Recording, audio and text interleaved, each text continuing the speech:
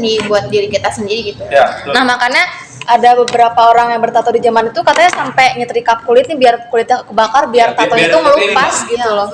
Wow, berarti itu langsung mati dong ya? Kayak iya ya guys, maksudnya itu langsung dibunuh mati gitu ya. Ada yang di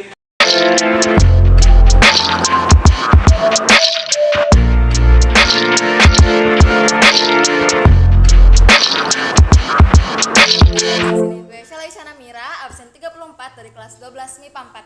Jadi di sini gue sama teman-teman gue lagi bikin tugas akhir dari mata pelajaran sejarah Indonesia. Nah, apa sih tugas akhir kita? Kita tuh bakal bikin podcast yang bahas tentang masa Orde Baru yang terjadi di tahun 1998. Nah, buat ngebukanya, coba deh kita tanya apa sih yang temen gue tahu tentang masa Orde Baru. Nah, sebelum pertanyaannya dijawab, mending kita kenalan dulu sama teman-teman gue ini yang ada di sini. Sok, kita mulai dari yang ada di sebelah kiri gue. Halo semuanya, perkenalkan nama gue Rizky Abinugraha. Sini gue absen 28. Hai semua, nama gue Fatra Dikarianti, absen 12. Halo, aku Siti Malisa, absen 31. Halo, gue Maulan Ahmad Mulaimin, absen 19. Hai, gue Muhammad Burhan Alfaid, absen 21. Halo, nama aku Amelia Agislandari, absen 3. Halo, gue Dwi Rahmawati, absen 8. Halo, aku Rizatul Maula, absen 27. Nah, setelah perkenalan, akhirnya kita masuk ke materi inti. Tadi kan pertanyaannya, apa sih pendapat lu tentang masa Orde Baru yang lu tahu gitu?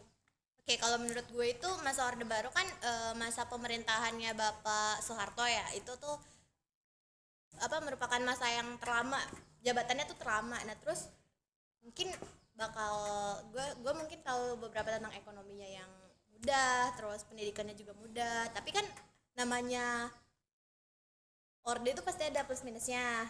Nah, itu kayaknya yang bakal kita bahas deh di sini.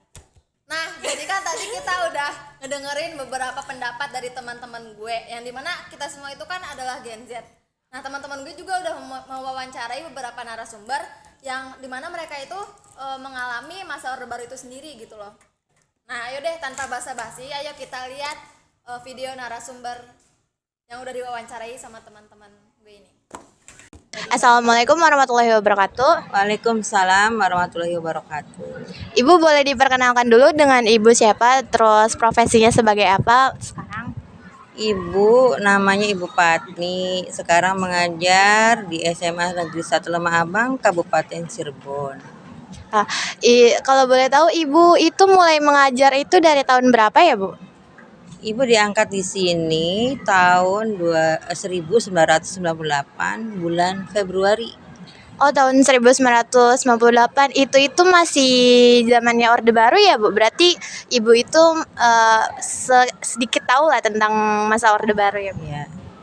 Jadi di sini kita itu mau tanya, Bu, menurut ibu tuh pengalamannya ibu, kira-kira masa Orde Baru tuh kayak gimana sih, Bu? Apa bedanya masa Orde Baru sama masa reformasi sekarang ini? Perbedaan dalam hal apa dulu? Ya mungkin karena ibu baru diangkat jadi guru, mungkin dari segi ekonomi deh. Dengan sekarang? Iya. Oh. Ya kalau waktu pertama diangkat ya gaji ibu masih kecil, apalagi zaman dulu. Kalau zaman pemerintahan Pak Soeharto itu kayaknya ekonomi tuh mudah, murah gitu. Ongkos zaman dulu ibu kesini kalau sama abang itu hanya 400 rupiah. Gaji ibunya makanya belum 200 ribu acan-acan, masih 199 rupiah, 100 rupiah. Kemudian perbedaan ekonominya pada zaman beliau itu sampai 5 tahun menjabat, kemudian yang ke-6-nya tahun 97 kan pelantikannya, 98 dilengserkan. Ibu tuh cemas-cemas banget gitu. Gimana nih SK saya? Apa yang nanda tangan siapa presidennya mau dilengserkan? Tapi ibu merasakan dari segi ekonomi pada masa pemerintahan beliau itu semuanya serba murah, terutama pada bagian sembako. Karena program beliau itu dengan program Repelita, rencana pembangunan 5 tahun, itu titik pusat keuangannya di bidang pertanian, peternakan, perikanan, dan kelautan. Jadi harga-harga sembako itu murah, telur murah, minyak murah, segala macam murah. Perbedaan di bidang ekonomi. di bidang pendidikan mungkin karena semuanya serba murah juga banyak akhirnya masyarakat itu tidak pusing gitu untuk berangkat ke sekolah untuk nyangonin atau memberikan uang saku ke anak karena murah semuanya jajan berapa ratus rupiah dapat gorengan dapat nasi kuning dan sebagainya murah semua serba murah terutama pada bagian makanan gitu. Kemudian bagian pendidikannya itu kelemahannya pada masa itu kurang diangkatnya anak-anak yang mempunyai potensi tinggi di bidang pendidikan. Belum ada, pemerintah belum memperhatikan hal itu. Gitu. Kalau sekarang kan sudah banyak beasiswa ya Bu Iya, yang jadi belum ada diperuntukkan. pemikiran untuk beasiswa ke sana tuh belum ada pada zaman itu. Dari bahan pangannya juga murah, transportasi juga murah, jadi serba mudah lah. Terus sekolah juga katanya murah, bahkan ada sekolah gratis. Tapi Fat, menurut gue nih, walaupun dari segi harga barang itu murah dan bisa dibilang stabil, tapi tetap aja ada tuh yang namanya permasalahan ekonomi. Baik itu dari segi inflasi, utang luar negeri juga tinggi dari dulu, dan juga bahkan ada korupsi, kayak gitu. Tapi kan kalau misalkan kita pikir-pikir lagi nih, iya dari zaman Orde Baru tuh emang udah ada hutang negara, udah ada inflasi segala macam, sama kan sama masa reformasi. Cuman kan seenggaknya di zaman dulu tuh kita tuh nggak kesusahan buat nyari makan, BBM juga kayak masih murah. Kalau misalkan dibandingin sama sekarang tuh BBM-nya udah naik melonjak banget. Jadi ibaratnya kalau sekarang tuh yang susah tuh makin susah gitu loh. Oke deh, kalau emang dari segi harga emang bisa dibilang dulu tuh lebih murah dari zaman sekarang kan. Tapi hal itu nggak menutup kemungkinan yang namanya permasalahan ekonomi dari dulu tuh udah ada. Yang namanya inflasi, hutang luar negeri sampai korupsi tuh bahkan sampai merebet sampai sekarang. Jadi ya permasalahan ekonomi itu udah ada dari zaman Orde Baru kayak gitu. Tadi kan kita udah lihat video dari narasumber pertama dan dengerin pendapat dari teman-teman gue ini. Nah, sekarang kita bakal lanjut ke video kedua yang diwawancarain sama Burhan. Assalamualaikum warahmatullahi wabarakatuh. Boleh dikenalkan nama Bapak siapa? Pak Ahmad, Oke, Pak Ahmad. Profesinya? guru lepas. Oke, saya ingin bertanya tentang kejadian 98 pada saat masa Orde Baru itu. Profesinya Bapak sebagai apa, Pak? Ya masih itu tukang guru lepas. Oke, menurut Bapak bagaimana sih Orde Baru itu? Ya kalau masalah sih enak dulu kan. Apa bedanya? Apa beda yang paling signifikan itu dari masa itu sama sekarang, Pak? Ya mungkin masih muda jadi tenaga masih enak, masih pekerjaannya masih luas jadi enggak begitu. Kalau sekarang mah susah udah. Oke.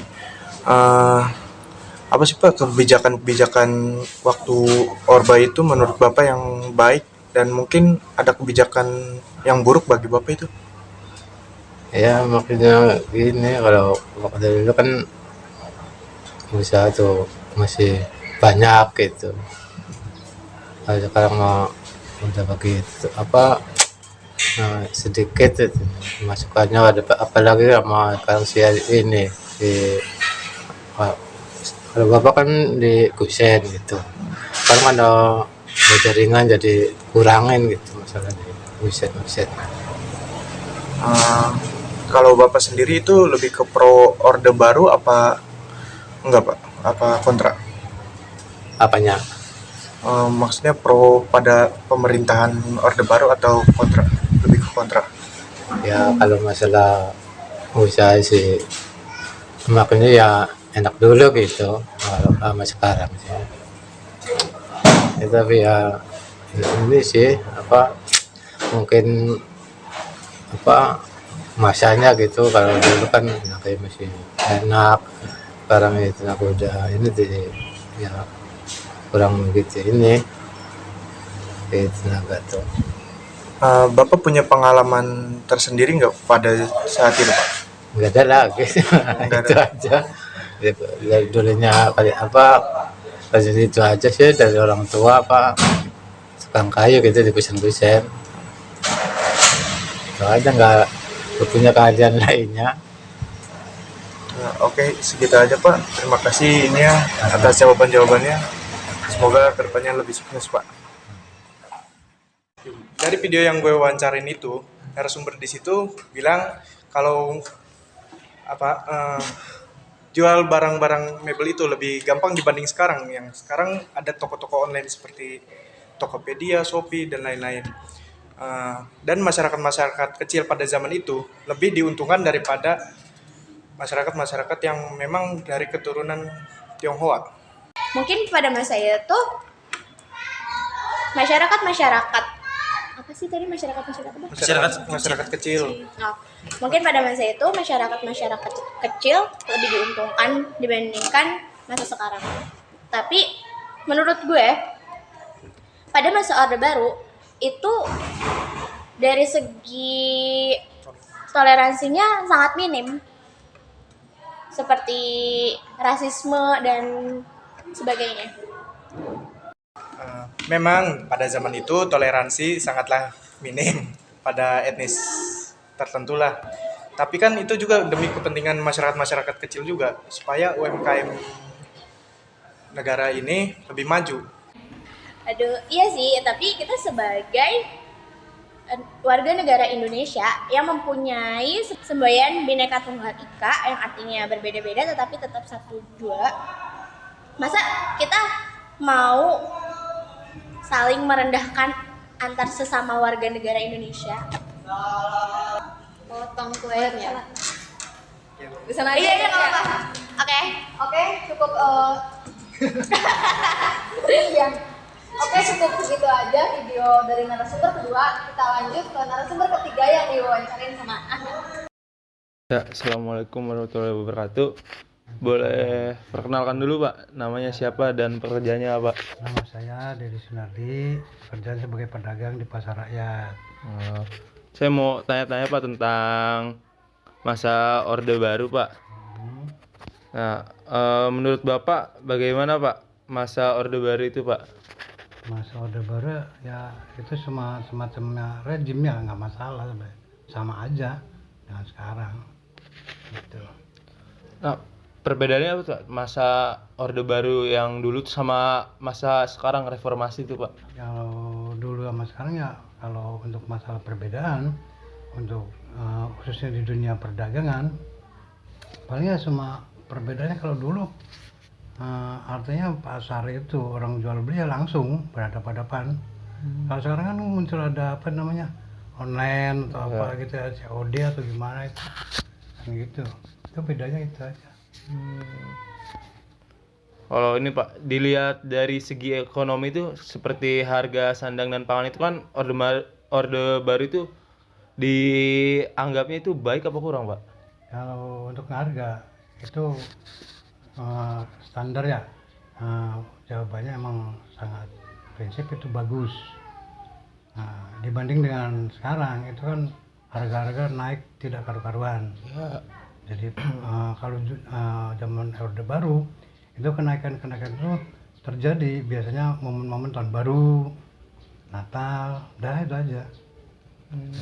Nah sekarang ini untuk sekarang ini kita nggak bisa prediksi per bulan atau kadang 2 bulan tetap naik terus. Tuh. Ya. Kalau ini Pak, untuk program kerja Presiden itu bagaimana Pak? Terutama program pembangunan yang dilakukan besar-besaran pada masa itu tuh Pak? Kalau untuk masa Orde Baru, Iya.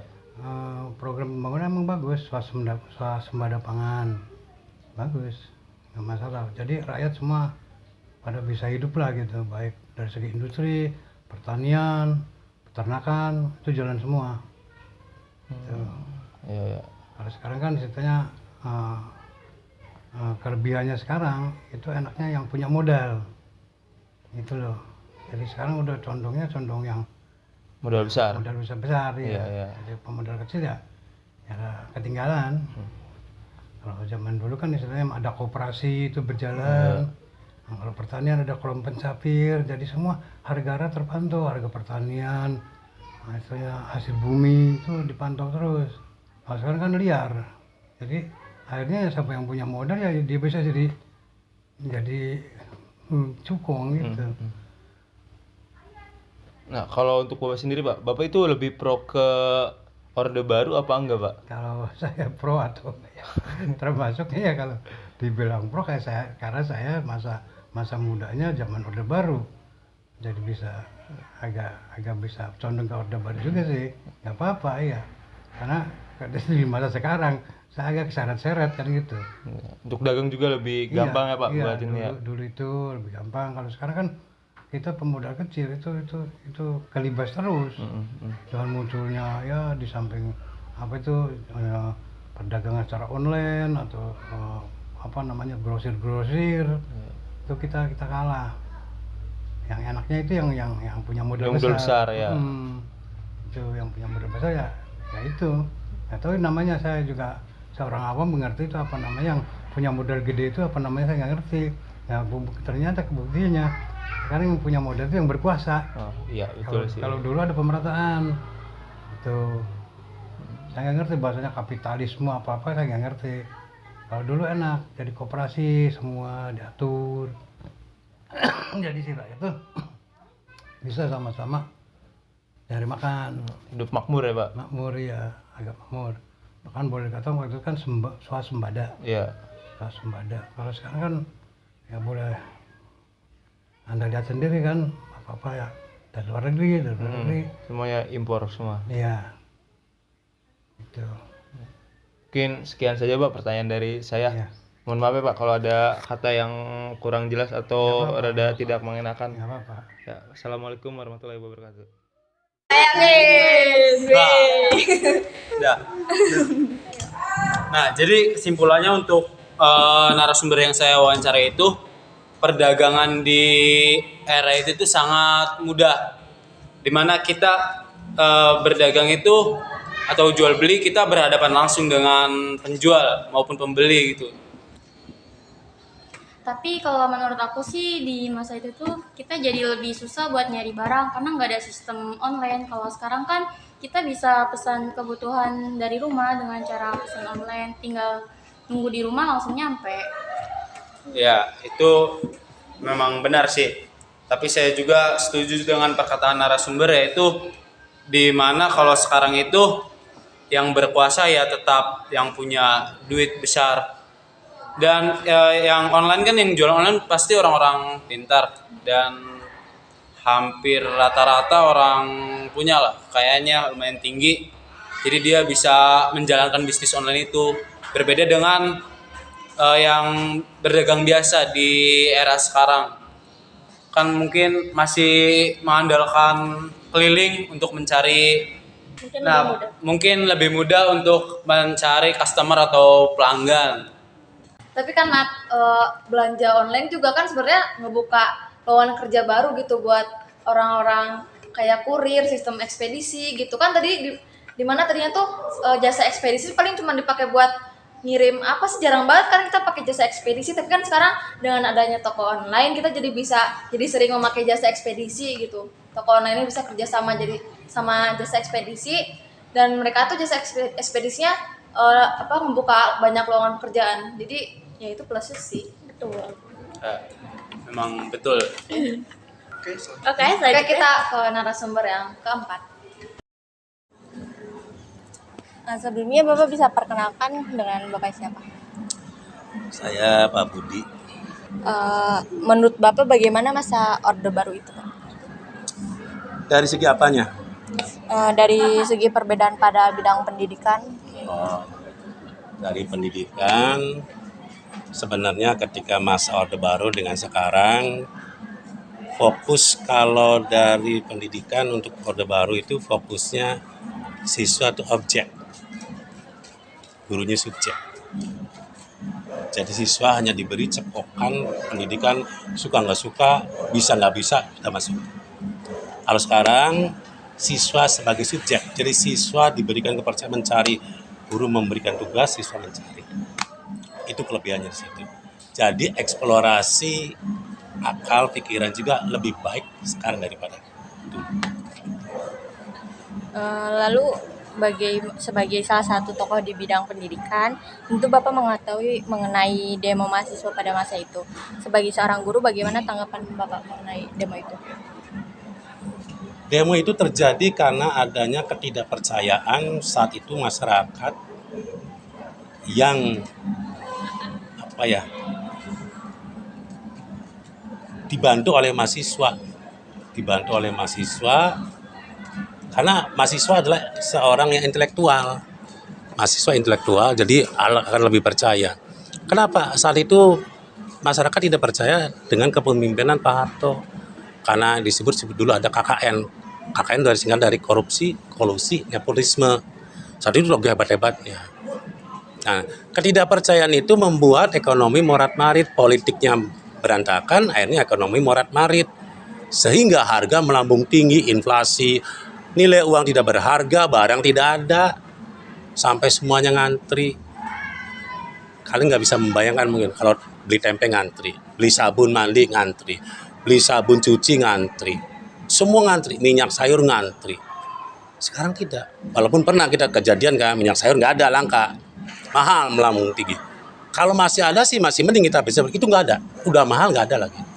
Apalagi waktu itu kan yang namanya usia bayi kan membutuhkan yang namanya susu formula, itu nggak ada, susah carinya. Di situ krisis akhirnya terjadi, lengserlah Pak Harto jadi presiden, terjadilah masuk ke area daerah atau zona namanya masa yang namanya masa reformasi. Jadi sekian yang saya tanyakan, terima kasih Pak sebelumnya. Ya, sama-sama. Nah, tadi kan kita udah nampilin beberapa video dari teman kita yang mewawancarai beberapa narasumber.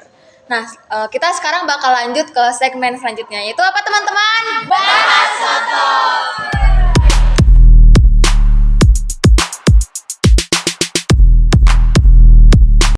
Oke, di segmen kali ini yaitu Bahas Sotoy, kita bakal ngebahas 2 materi, yaitu yang pertama ada Petrus dan yang kedua ada rasisme. Untuk Petrus sendiri bakal dibahas sama Ahmad. Oh iya, kamera di sana hilang. Kita ganti. Nah, oke, untuk Petrus sendiri kan, Petrus itu adalah penembak misterius. Jadi di mana ada orang ya preman itu bakal langsung dibunuh. Itu dapat surat langsung dari Soeharto untuk menurunkan tingkat kriminalitas. Nggak cuma preman doang, bahkan orang yang bertato aja langsung dibunuh sama Petrus. Itu aturan tetap atau gimana tuh? Maksudnya kayak UUD gitu apa beda aturan lagi? Oh, itu saya nggak tahu. Berarti tapi kalau kayak gitu tuh jatuhnya kita nggak bebas gak sih? Maksudnya kalau modelan cuma tato ya, tato kan seni buat diri kita sendiri gitu. Ya, nah, makanya ada beberapa orang yang bertato di zaman itu katanya sampai nyetrika kulit nih biar kulitnya kebakar, biar tatonya itu ngelupas gitu loh. Wah, sampai separah itu. Ngeri banget berarti. Tapi ada beberapa orang juga yang komen kayak mereka tuh yang ngerasa aman pas ada Petrus itu karena emang tingkat kriminalitasnya emang rendah sih. Tapi apa nggak ada cara lain gitu loh buat nurunin tingkat kriminalitas di masa Orde Baru ketimbang pakai cara yang Petrus itu yang malah jatuhnya ya itu pelanggar HAM gitu. Iya, berarti itu langsung mati dong kayak. Iya guys, maksudnya itu langsung dibunuh mati gitu ya. Ada yang ditembak, ada yang diculik. Nah, enggak, harusnya kan kalau misalkan sekarang kan diadilin dulu gitu loh, kayak dia ngebuat ke kriminalitasnya itu sejauh apa, masa iya langsung hakiminnya langsung Tembak mati kan? Itu kan kayak Harusnya kemarin tuh pasar gue digituin cowok. Iya, karena dia zaman dulu tuh masih apa sih, pemerintahan emang masih dipegang sama apa sih, sama pemimpin paling atas, bukan demokratis kan, bukan Iya, gimana rakyat sendiri kan itu bagian dari militer. jenderal Jenderal besar, bos. Betul guys, jenderal besar. Tapi kalau kayak gitu jadinya penyalahgunaan kekuasaan juga nggak sih? Enggak. Itu enggak. Ya, Tapi menurut gue enggak sih. Enggak. Soalnya kan maksudnya sejahat-jahatnya orang dia juga tetap punya hak buat hidup. Iya, buat hidup. Nah, kalau mau itu penembakannya kayak di kaki doang gitu loh. Nah, kalau iya. sekali mati kan ya kasihan juga. Iya, kalau Masih misalkan kayak ada kesempatan kedua. Nah. iya, jadi seenggaknya dia bisa bertobat dulu gitu loh. Ya sama aja ada penyakit gitu. Iya, kalau itu lebih kesiksa nanti. kalau cacat berarti sama aja. Jadi mending sekalian mati gitu ya. Iya. Sebenarnya nggak ada yang mending sih. Menghilangkan beban gitu. Oh iya bener-bener. Wah, kayaknya bakal kalau pas waktu sampai sekarang Indonesia bakal sepi sih. Iya, kalau sampai sekarang sih pasti bakal sepi. Sepi banget pasti. Nggak bakal ada netizen ya. Orang-orang, maksudnya orang bertato nggak mesti ini loh, nggak belum tentu dia jahat. Oh, dan Iya. don't judge a book by its cover gitu. Oke. Aku mau bahas ini takut ada tukang bakso lewat depan rumah. Halo. Udah, terus ada. Mayat tiba-tiba ada di depan iya. rumah gitu kan. Itu ngagetin nggak sih? Kasian banget. orangnya kena shock. Iya, oke. Oh iya, Prank tuh zaman rumah. dulu nggak? Ayo lanjut. Bayangin aja nih. Ayo lanjut tek. Buka rumah itu Iya, mau ngirup udara segar malah Lihat mayat. Jantungan gak sih maksudnya tuh banyak yang jantungan.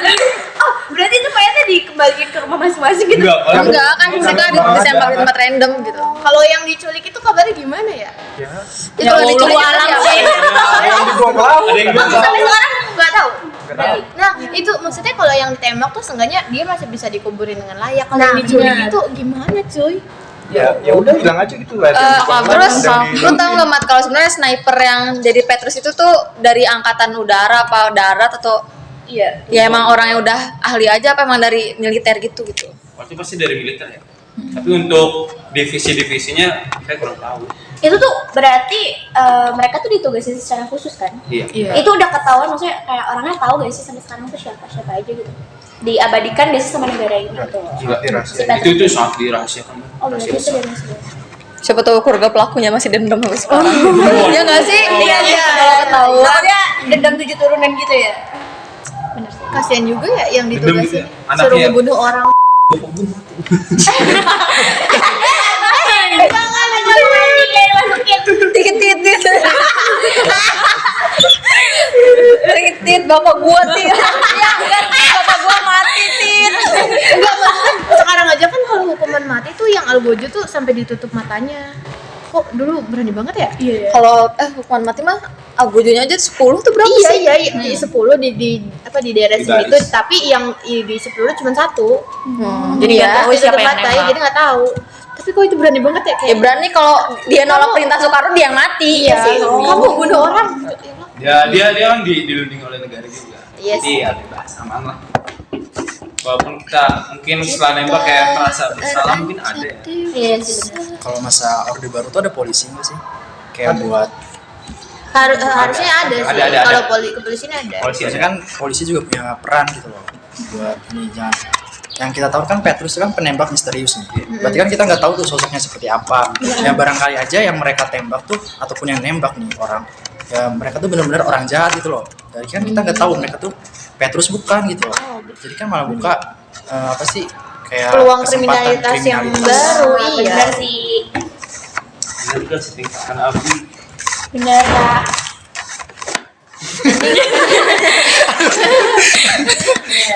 Nanti ngaku-ngakunya Petrus padahal bukan. Iya kan. Tapi kalau Petrus pun nggak bakal ada yang berani ngungkapin bahwa gue itu Petrus. Sama kayak Intel sekarang. Tapi kalau ada yang ngaku-ngaku gitu dikejar lagi nggak sih sama Petrusnya? Nih ada yang bunuh orang nih. Ngakunya ngatasnamakan Petrus. Pasti ketemu sih. Ditembak lagi, tembak balik. Oh, Petrusnya gabut. Bayangin tuh Petrus gabut. Tiba-tiba ke rumah kopi. Normal day in America school. Udah dah. Udah. Oke, Kak. Oke, kita bakal lanjut ke materi yang kedua yaitu rasisme. Oke, untuk rasisme itu gimana? Itu pas setahu gue tuh ada pembakaran rumah-rumah orang Cina ya, cuman nggak tahu tuh di mana. Banyak di Jakarta. Iya kayak Yang sampai dijarah. iya yang dijarah itu. Gak usah jauh-jauh. Yang diambilin harta bendanya terus rumahnya dibakar. Nggak usah jauh-jauh. Sini ada. Oh ada. Kerang Iya, juga gak sih? Ada. Oh, gila sih. Emang banyak Cina ya? Banyak. Enggak, alasan mereka sampai ngebakarin rumah itu kenapa sih? Ya, mungkin mereka kesel kali ya. Dia harga naik tapi Cina mungkin pada maju. Etnis Tionghoa, sorry. Jadi ya bisa terjadi penjarahan. Tahu sih. Oke, kalau misalkan mau bersaing sehat aja nggak sih itu sampai dibakar loh. Api tuh cepet nyebarnya. Itu Itu pembakarannya tuh disuruh pemerintah juga. Enggak. Oh, jadi antar masyarakat. Iya. Oh, itu antar masyarakat. Jadi emosi itu terlalu cepat meluapnya sehingga langsung dibakar-bakarin aja itunya. Tidak berpikir panjang itu loh. Itu nggak ada tindakan dari pemerintah gitu pada masa itu ya? Kayak harusnya sih ada ya? Iya, harusnya mah ada.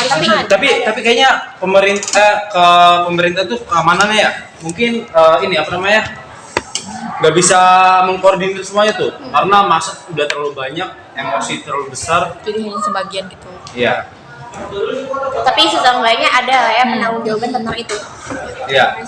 Akhirnya kalau nggak salah tuh zamannya Gus Dur kalau nggak salah itu dibikin ini ada sebuah apa namanya Organisasi. bukan kampung Cina tuh ada.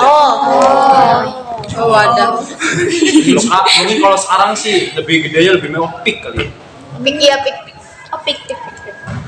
Bukan pik babi bukan. Sis PIK Pantai Indah Kapuk. Udah tak? Belum.